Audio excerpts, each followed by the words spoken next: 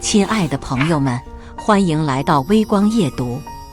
我们部门所有人都是关系户，唯独我除外。年末评分，干活最多的我拿了倒数第一。我转头就离职，在对面开了家同类型公司。偷师学艺到此结束，是时候展示真正的技术了。接下来开始我们本期故事，记得点击订阅并开启小铃铛。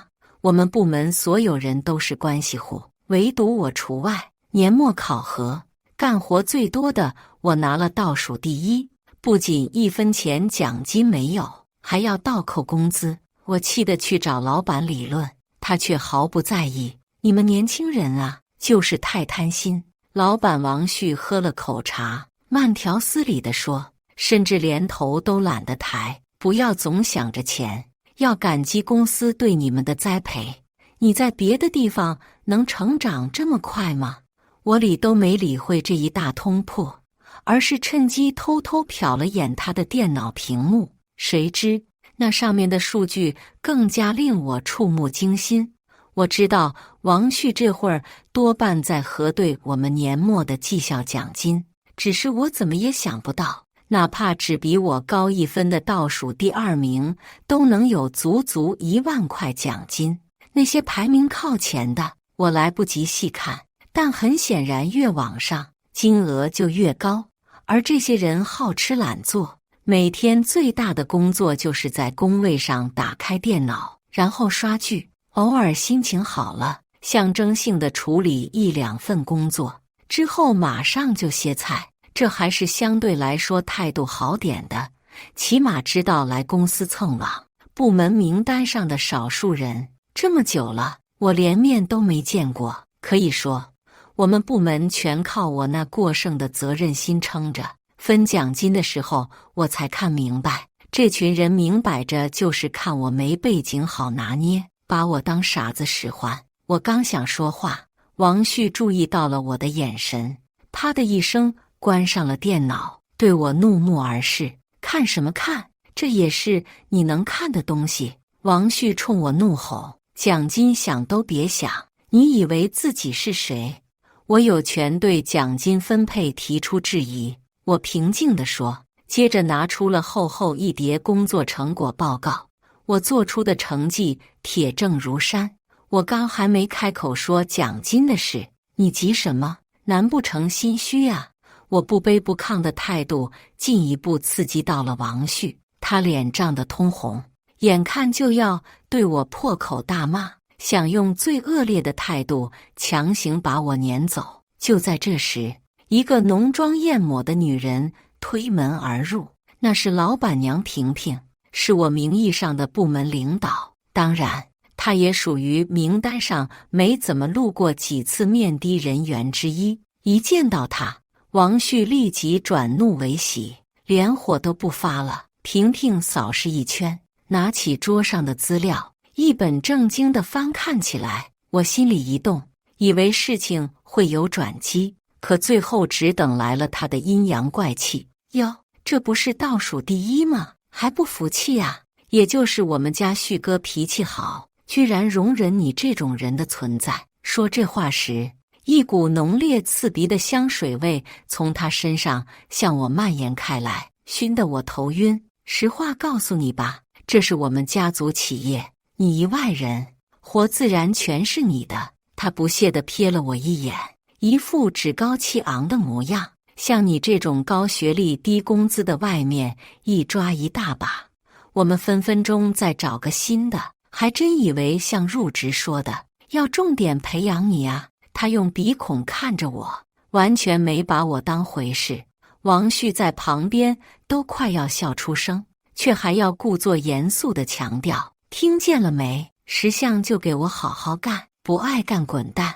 他们不是不清楚事实，只不过连装都懒得装，直接选择跟我摊牌。在彻底看清他们的嘴脸后，我将资料狠狠甩到王旭身上。行，既然这样，老子恕不奉陪。江浩，你特么疯了！王旭被我结结实实砸了一下，气得哇哇直叫。你有本事不要后悔，你出去找工作总有被调的吧？我整死你，让你在这一片都混不下去。王旭的话并不完全是恐吓，他家公司在我们本地颇有威望，如果他四处散播我的劣迹，的确会给我跳槽带来极大困难。只可惜我没有继续打工的念头。本来我这次出来工作的最终目的就是偷师学艺，而现在是时候展示真正的技术了。我火速办完离职交接手续，开启了新生活。几周后，我在对面大楼租了一整层，开了一家同类型的直播公司。就在我约投资人出来吃饭，用自己独创的商业企划书拿下整整2000万融资之后，我手机上收到了前同事陈晨发来的微信。她是王旭公司头号女主播，全网粉丝数500多万，可以说是她的摇钱树。哥，你真的再也不回来了？她一上来就发了几个大哭的表情包。不要啊，我的师傅。不过这样也好。她话锋一转，开始跟我吐槽老板王旭这傻叉玩意真的不是人。我也看他不爽很久了。你知道上回几十万人观看直播，他自己临时改的台词竟然擦边，还好我及时发现，要不然号都得没，肯定还要我赔钱。我跟他聊得热火朝天，一起把王旭夫妻俩痛骂一顿，顿时感觉心情都好了不少。你最近要带货的那个品牌活动策划，我走之前已经做好放电脑上了，后面来的人很快就可以上手。我提醒道，按说都离职了，我原本没有必要为公司尽心尽力做到这个份上，但陈晨这个大主播的粉丝数都是我策划各类活动一点点积攒起来的，他几乎算是我一手带出来的，难免会更加关心。说到招新人，我还想跟你说呢，王旭那秃驴今天还在公司大放厥词，说再见到你绝对要扒了你的皮。我一听这话，顿时火气直往上冒。你刚走，他就信誓旦旦说月薪3000的大学生遍地都是，怎么着也要找个比你强1万倍，还便宜听话的。他冷笑一声，跟我细说事情原委，结果因为薪资压得实在太低，这都几周了，连愿意来面试的人都没有。他每天无能狂怒，还要哄着求着你们部门的人干活，把这次购物节熬过去，先把签了品牌方合同的货卖掉再说。一想到王旭那孙子在办公室气得上蹿下跳的废物模样，我的嘴角都差点没压住。你们部门这几天鸡飞狗跳，他的语气中带了些许的幸灾乐祸。那群人从来没干过活，我可一点也不看好，实在不行我也跑路，来跟着你干算了。我被他率真的性格给逗乐了，于是回道：行啊，随时欢迎。这倒不是单纯出于客套，我的直播公司刚刚起步，的确需要大量招聘人才，但在这之前，我还有更重要的一步要做。我开始打电话一个个联系以前合作过的品牌方，想为公司拉点单子。毕竟要是没有业绩，招再多的人也没用。他们在听说我被逼离职的消息后大为震惊，还以为我在开玩笑。江哥，不是吧？连你这么优秀的人都离职了，你跟兄弟讲实话，是不是被人高薪挖走了？在得到否定的答复后，不少人连带着对王旭公司的合作都起了忧心。想想也是，人品低劣成这样的人，还能指望他在生意上诚信待人吗？但合同早已签好，总不能因为1、2句话就随便毁约，他们也只好硬着头皮先上。王旭真的是为这次购物节做足了准备，几乎包揽下了绝大部分品牌方的单子，能留给我的所剩无几。即便我将销售方案、消费者画像、市场需求等等分析得十分透彻，并给出了言简意赅的购物节活动策划，也只拿到了极少部分的授权合同。但是没关系，我对自己的专业度很有自信，哪怕现在暂时不成功，我相信我给出的方案也已经在他们心里留下了一颗种子，他们已经对我的公司有了个初步印象，而接下来就只需要一个契机。这之后的一段时间里，我每天都勤勤恳恳地为即将到来的购物节做打算，产出的几个方案很合品牌方的心意，一连又收到不少订单需求。反观王旭这边的进展就远没有这么顺利了。购物节当天，本应该在忙直播的晨晨破天荒地给我发来了消息：哥，你快看我们这边的直播，绝了！难不成王旭还真的找到会策划直播活动的人才了？我心情沉重地偷偷点进去一看，只见我同部门的几个前同事居然在直播间里打起来了，看样子绝不是演戏，而是真打。因为还没看几秒，画面就被后台强制中断了。好家伙，我有想过王旭那边会出问题，但是万万没想到会出这么大的乱子。是这样的，今天我们购物节活动搞得特别尬，晨晨边笑边跟我解释来龙去脉，一直都在冷场，也没多少人买单，连合同里规定的下线都完不成。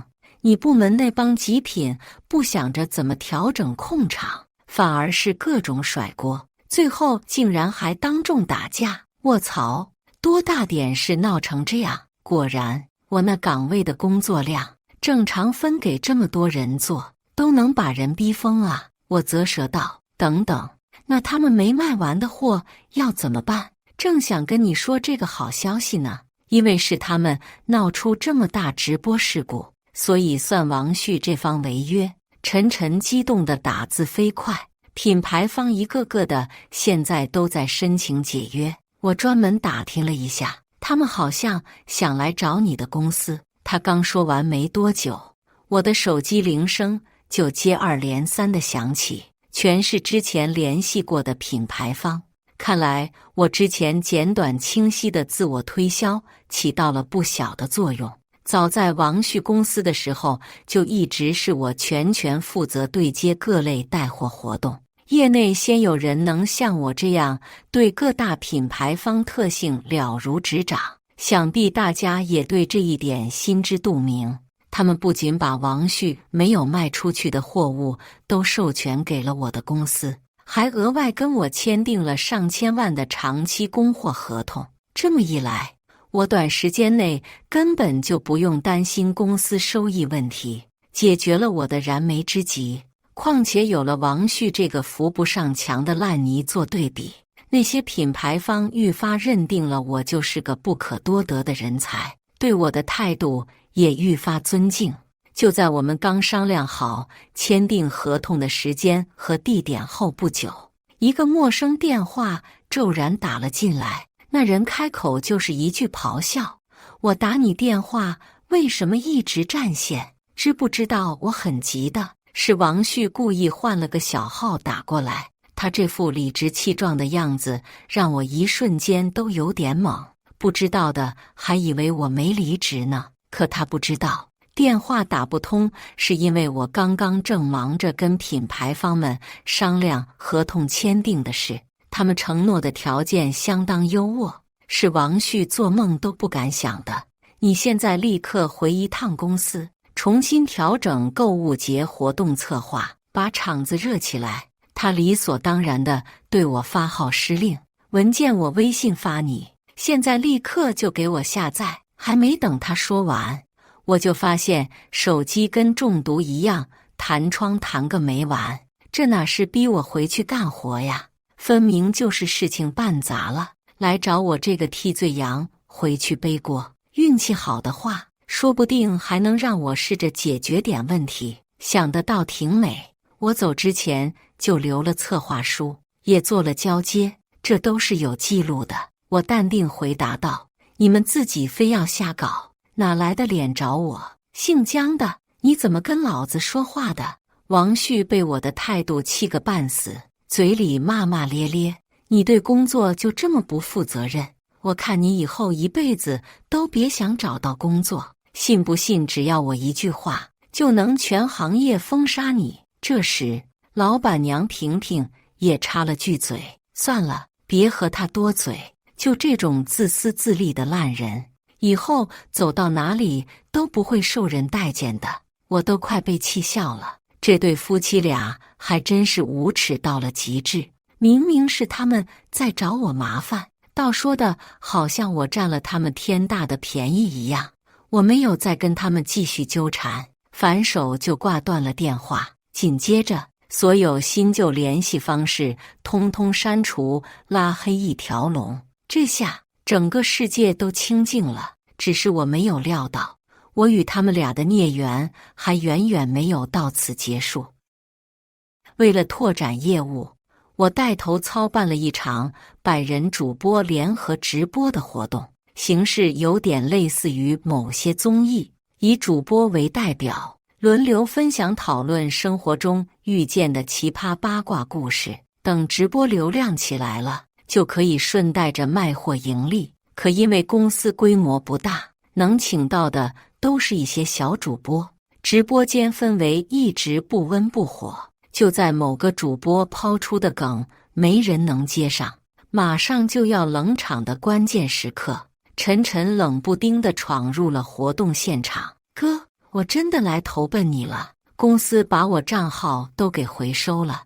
他开口就是这么一句，刹那间便吸引了所有人的目光。因为陈晨属于出镜主播，粉丝数量原本就很多，很快就被直播间里的路人认出。就这么一传十，十传百，导致直播间在短时间内涌入了不少专程来看他的观众。我眼疾手快，示意运营部那边抓紧时间投流，把话题以各种形式往陈晨粉丝阵营那边引。不一会儿时间，我们的这次活动就上了热播榜。在前公司干活的时候，我有时间就会去各个部门交流学习，因此在引流操作这方面算是很熟练。哥，咱老东家那边乱成一锅粥了都，策划部天天搞幺蛾子，效益越搞越差，货都卖不出去几件。陈晨完全没有发现我们正在直播，自顾自地说着最近的悲惨遭遇。别说是赚钱，都好几个月发不出工资了，老板急得天天到处打电话摇人。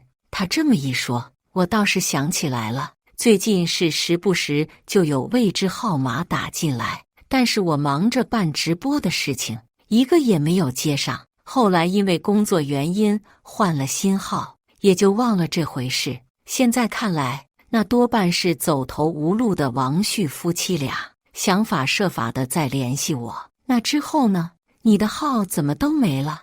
我引导着他继续往下说，问题就出在你那帮前同事身上。他义愤填膺，明明活动是他们搞砸的，死不认账，普通员工更是不敢说他们。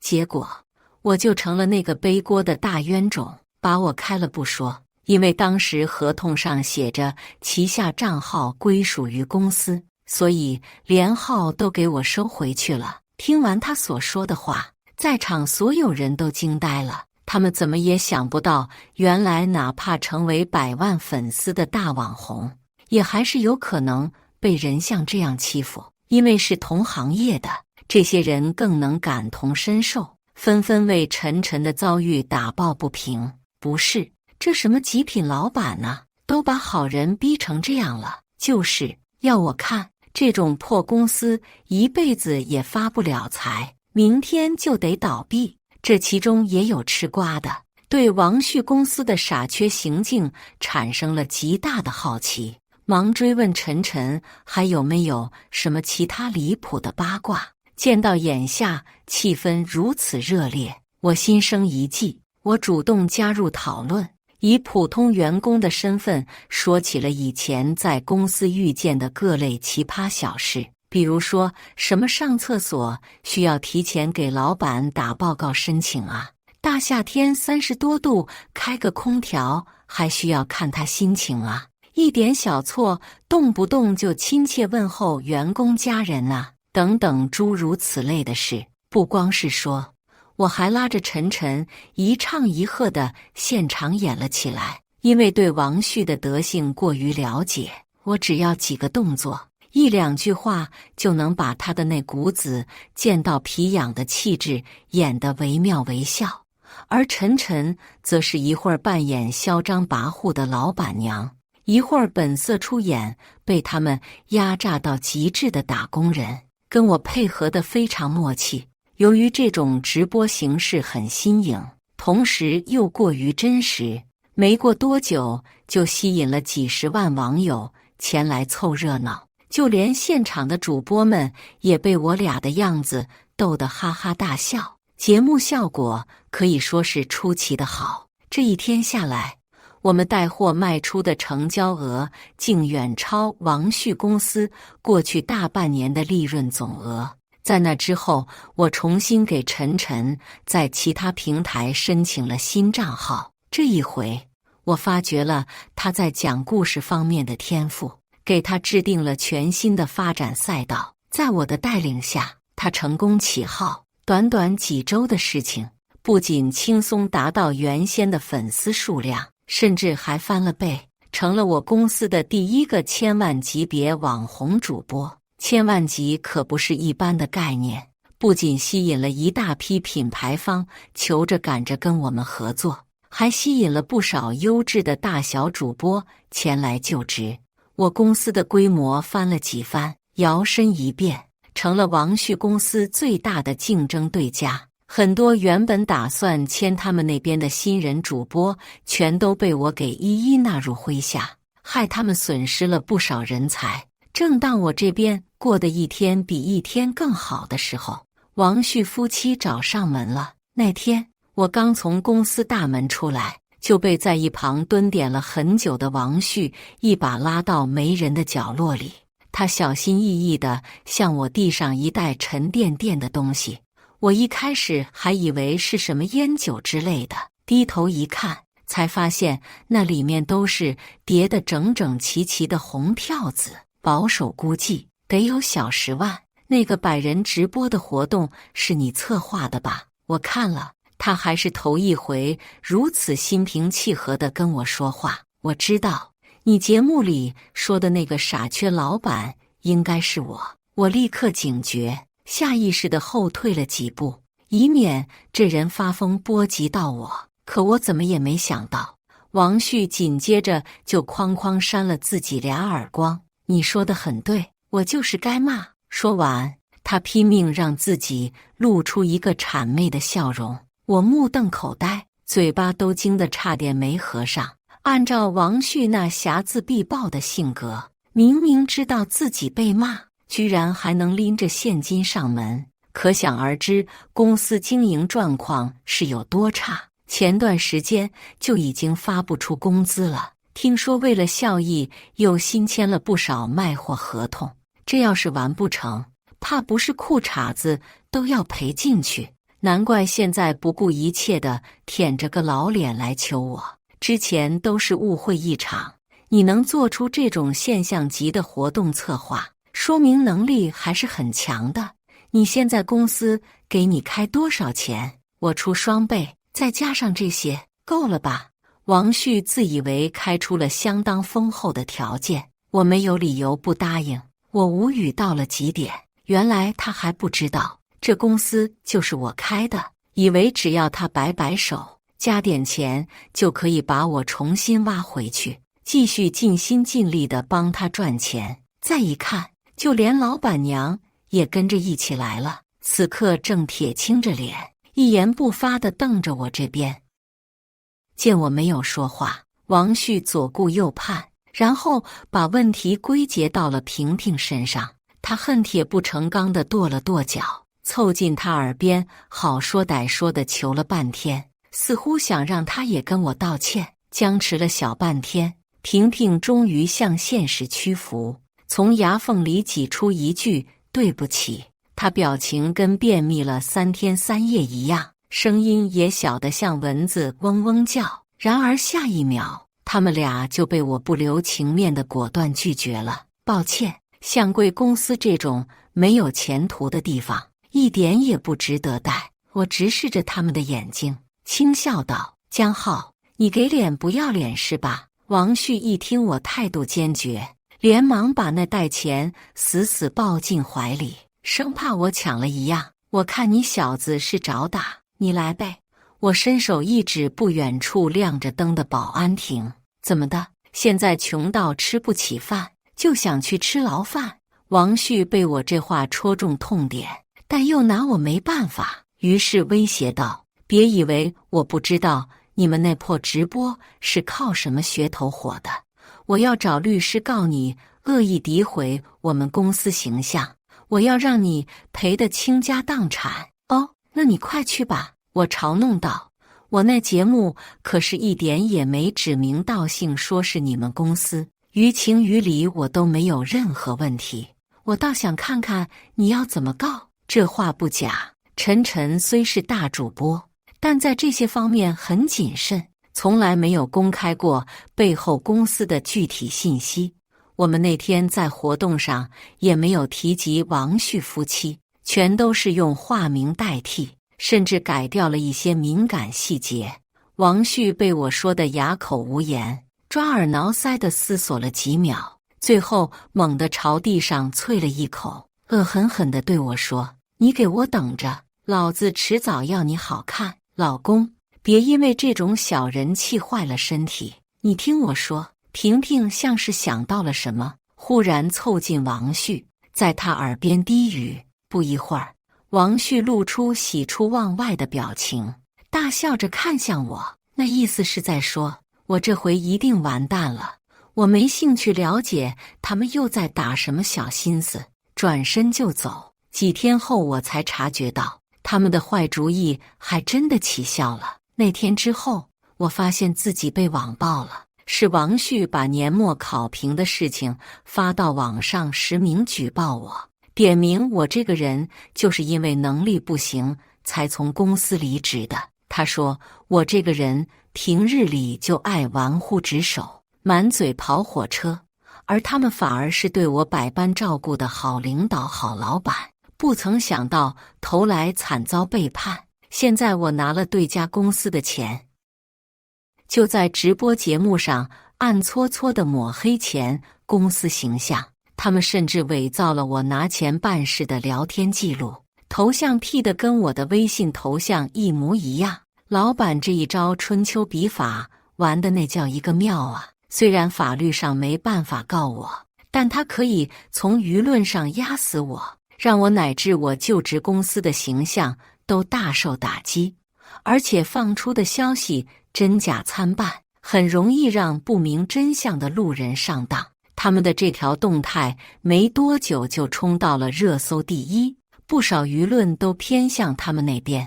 我以前也有这种不要脸的同事，真就是一颗老鼠屎坏了一锅粥，曝光他曝光他，让他现在的公司开了他呀。当然，这其中肯定有很多是王旭买的水军，大多数网民是没有什么独立思考能力的，总是听风就是雨。我的公司才成立不久，外界群众对我不够了解，更不会想到凡事都爱亲力亲为去参与的我，竟然会是堂堂总经理。事情愈演愈烈后，我用公司官号发了一则通知，关于近期网络热议的事件，本司已全部悉知，将于今晚云城新媒体商业交流会上给大家一个交代。这场商业交流会的规模空前宏大，新媒体界的各大行业翘楚纷纷应邀参加，就连王旭二人也来了。我刚一出现在会场，就感受到了四面八方传来许多不太友善的视线。这些人一定也是看见了网上的消息，对我多少有些看法。王旭夫妻站在人群之中，那脸上的表情只能用精彩来形容。他们迫不及待想看公司究竟会怎么处罚我，正在那幸灾乐祸呢。可是出乎所有人的意料，我径直走向了公司总经理的位置，就那样稳稳当当地坐了下来。大家好，我就是本次事件的当事人。我清了清嗓子，我的确是王总公司的部门倒数第一，没错，但那并不是我的问题。我让秘书在大屏幕上一一播放了我曾经保留下来的工作业绩，耐心地给所有人解释了前因后果。因为害怕被王旭甩锅，我一直以来都有工作留痕的良好习惯，所以整个证据链条非常完整。这原本是我留着准备劳动仲裁他们的，想不到先在这儿派上了用场。待我说完后，大家才意识到他们全都被王旭给欺骗了。除了我提供的证据的确齐全以外，我的身份更是给了他们不小的冲击。堂堂上市公司总经理，怎么可能？也完全没必要去做这种偷鸡摸狗的事。至于我收受对家好处的谎言，更是不攻自破，无需我再多说什么，形势就已然扭转。大家愤怒地望着把他们当枪使的王旭夫妻二人，像是恨不得上去亲自给一耳光。王旭慌了神，但还是死不认账。你们看我干什么？就算他是总经理，那又咋样？在我那干的不行就是不行，别想在媒体上颠倒黑白。萍萍见自己老公吃了瘪，气急败坏，转身抄起一瓶水就要往我身上泼，想让我当众出丑。可惜呀，我灵活一躲，就轻轻松松闪过。你们还真是敬酒不吃吃罚酒。既然这样，随着我的一声令下，几个身形壮硕的保镖立即冲上前，活生生把张牙舞爪的王旭二人举过头顶，就这样抬着下了场。等下就是我作为杰出青年企业家上台接受颁奖的重大时刻，我可不想让这俩扫把星扫了我的星。颁奖活动的庄严音乐声在下一秒响起，伴随着王旭夫妇含糊不清的叫骂声。管他们呢，我就全当是在为我喝彩叫好了。那天晚上之后，热搜榜亦很快被我获得全是杰出青年企业家的新闻所代替。然后紧跟在下面的第二条就是王旭夫妇在会场上被抬走的搞笑视频。原来是当时的情景被好事者拍下来做成了鬼畜，再配上那滑稽的背景音乐，搞得两人的挣扎都显得是在抽搐，活脱脱像游戏里的僵尸舞王。他俩这回是丢脸丢大发了，走到哪里都能被人认出来，就连同小区的小孩子见了他们都哇哇大叫，哇，是坏蛋叔叔阿姨，拜别拜。然后拿着水枪对他们一顿乱滋。不得已，他们被迫天天戴着墨镜和口罩出门，狼狈至极。公司那边的状况更是糟糕到了极点，因为大量合同违约，不仅破产了，还得倒赔天价违约金，这一赔就是上百家。我则是趁着他们正水深火热的时候，找律师打官司，来来回回拉扯数月，要回了本就属于我的绩效奖金，给他们本就很煎熬的生活再添上一堵。